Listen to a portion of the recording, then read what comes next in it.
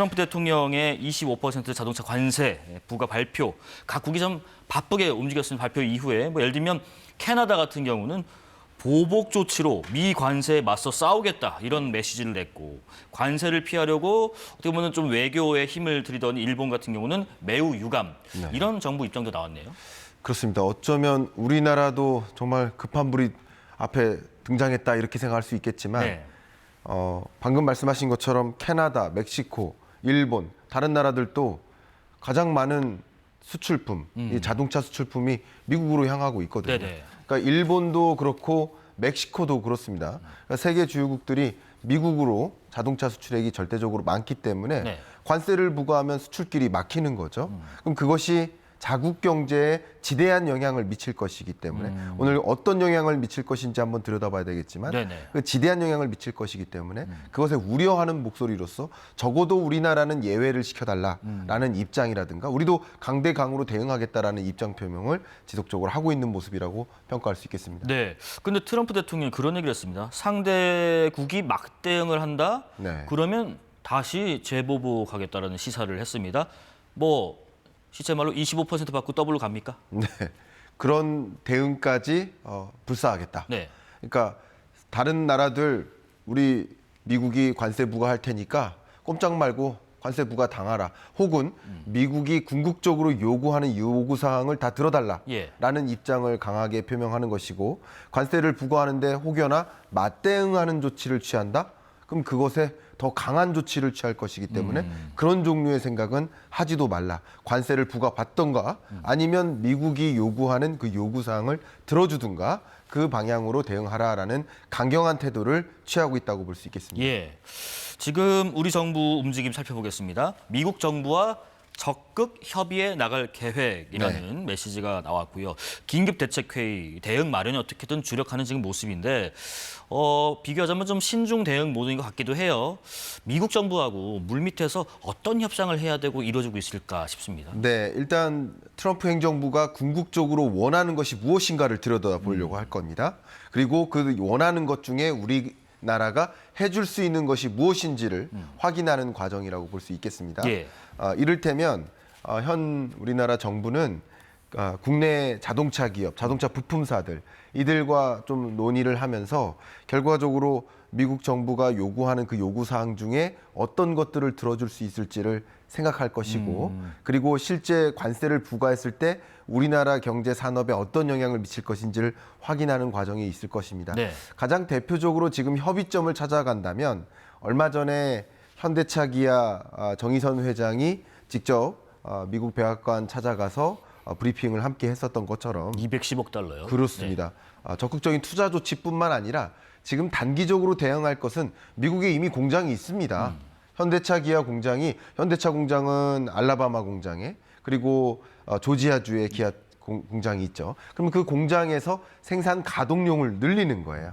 그러면 한국 내 공장 가동률을 줄이고 미국 내 공장 가동률을 늘리는 것. 이것은 나름 즉각 대응할 수 있는 것입니다. 예. 공장을 새롭게 짓거나 밸류체인을 더 강화하거나 이런 것들은 몇 년 걸리겠지만 이미 있는 공장 내에서 더 어떤 공장을 더 바쁘게 굴릴 것인가. 이 부분은 대응할 수 있는 것들이에요. 그러면 그런 식으로 대응을 한다면 과연 이 관세에서 피해 나갈 수 있는지 이런 것들을 좀 따져보면서 여러 가지 대응 조치를 모색하고 있다고 볼 수 있겠습니다. 지금 말씀하신 것처럼 우리 현대 기아차 그룹이 이제 현지 생산을 늘리겠다, 또 이제 투자를 더 하고 있고, 네. 그러면은 계획대로라면 미국에 판매하는 차의 70% 이상을 미국 내에서 만들겠다는 건데. 네.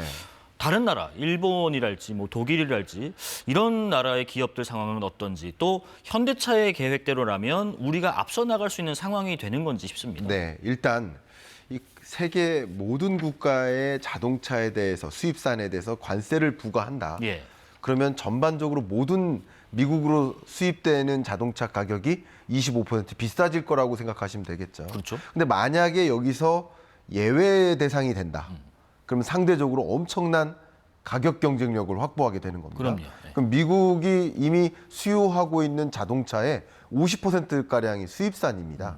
그러면 결국 50%에 해당하는 미국 내 제조되는 자동차를 제외한 나머지 50%가량의 수요 품목에서 우리 한국산은 유독 가격 경쟁력을 확보하게 될 수 있기 때문에 반드시 우리는 유예 조치를 받아야 되겠다. 말씀드린다면 현대제철 공장을 증설한다.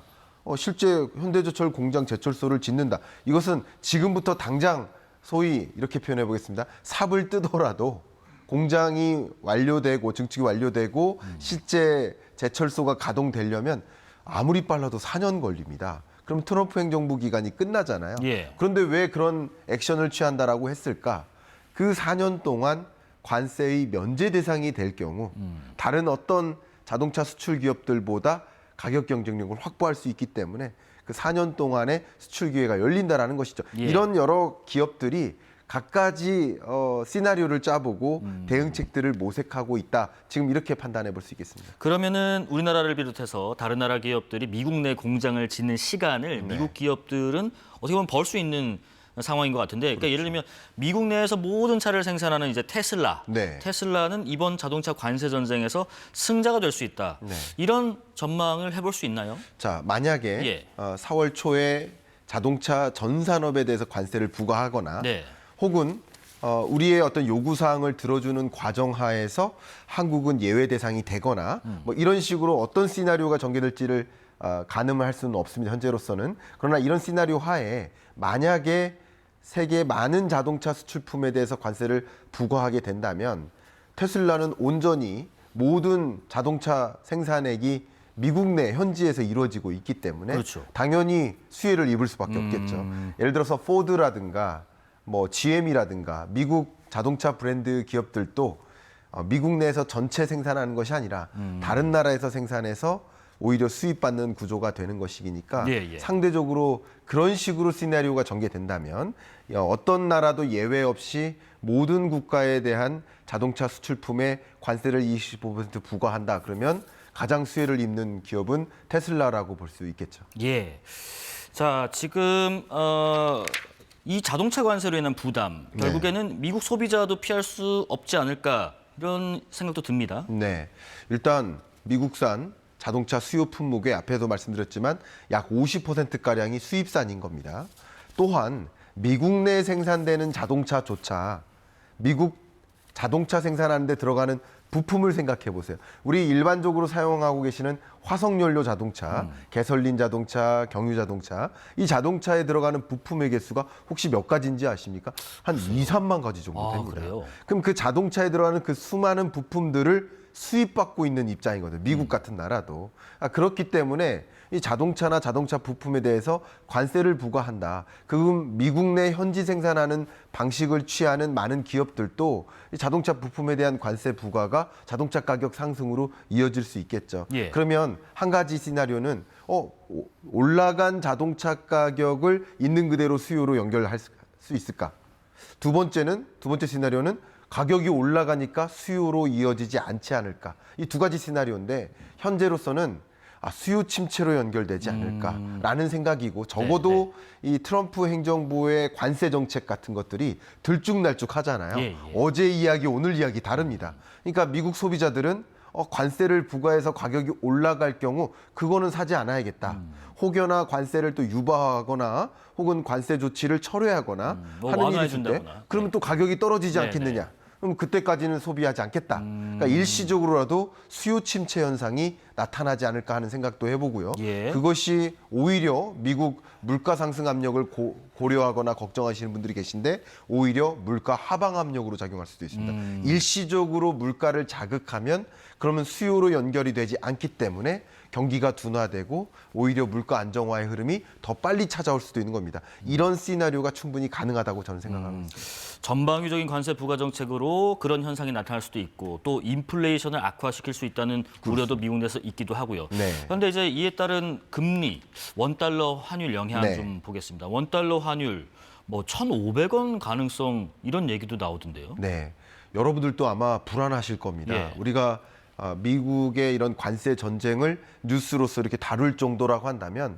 우리도 마음속으로 이거 우리 한국 경제에 큰 영향 미치는 거 아니야? 하는 불안감을 갖고 계실 겁니다. 앞서서도 말씀드렸지만 자동차 산업은 우리나라의 주된 주요 수출 품목이기도 하지만 자동차 산업의 밸류 체인을 생각해 보면 지금 안타깝게도 이 경북 경남권의 화재 문제가 심각한데 네네. 이 동남권의 주요 산업이 자동차 부품업입니다.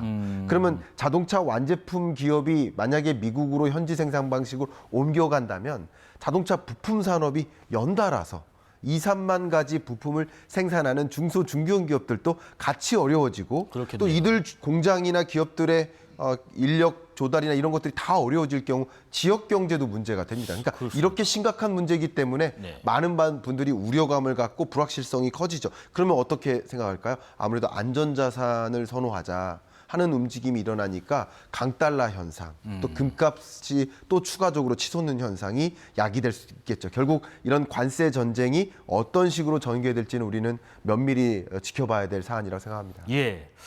오늘 금융시장은 어땠는지 한번 살펴볼게요.